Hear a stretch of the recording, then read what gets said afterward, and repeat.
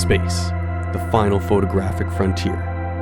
These are the voyages of the Dan Harper. Its 16-year mission to explore strange new landscapes, to seek out new angles and new peoples, to boldly go where no camera has gone before. Sorry about that. Starscape photography. Ageless mystery or mysteriously aging? Neither.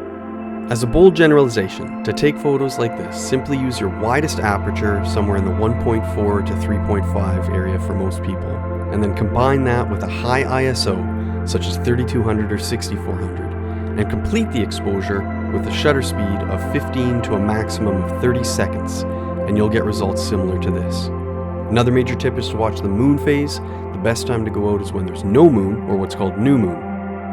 Please don't forget to like and subscribe, I'd really appreciate it. I'm still trying to build this channel up and have a bunch of great videos from the summer adventures coming up. This video will now repeat without the talking, so just enjoy the stars. Thanks so much.